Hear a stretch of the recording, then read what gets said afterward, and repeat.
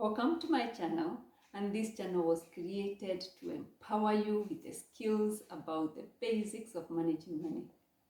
In my last video, I discussed about dealing away with the credit cards, particularly if you are an impulsive buyer.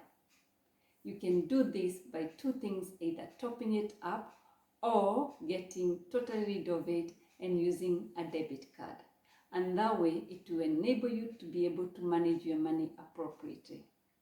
My name is Jane N. Hughes, and I am the author and publisher of The Basics of Managing Money. Keep it simple to build savings. Here we go. Money, money, making crap for money. Money, and money, money, making crap for money. Money, yeah. Let us look at the tips of how and where you can be able to save your money. The first thing is to avoid buying stuff when you do not have the money. For example, programs like buy now, pay later. That's a debt. The first thing you have to ask yourself when you're going to buy something is it a need or is it a want? I have discussed this in my previous video. And if it is a want, then you don't need it. But if it is a need, it should be in your budget. What people do not understand is buy now, pay later. If you do not pay within the stipulated time frame given by the organization, then you still incur a little bit of money. I think it's around $10. But it is $10 too much, because that $10 you can actually put it away as a saving. Because you might think it's just $10, but it adds up if you continue doing your impulsive buying.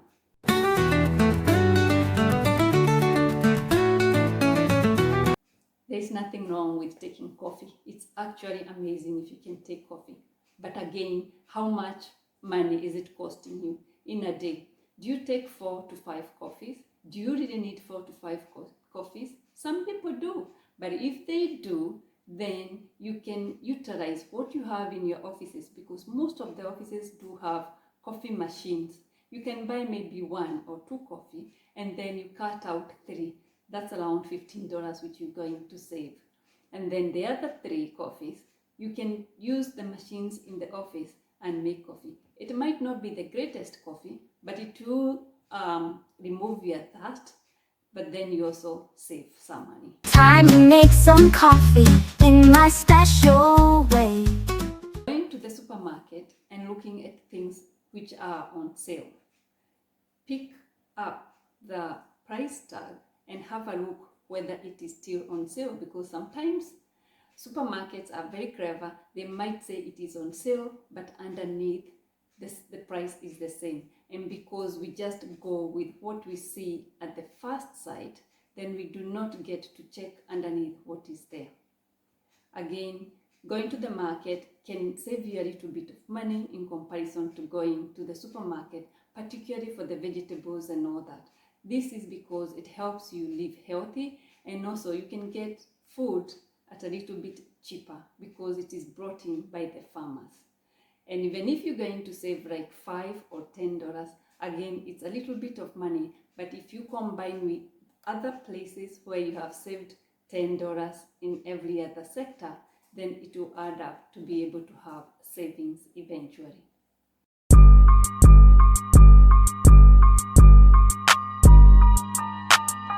And for today, the last thing we're going to look is parking.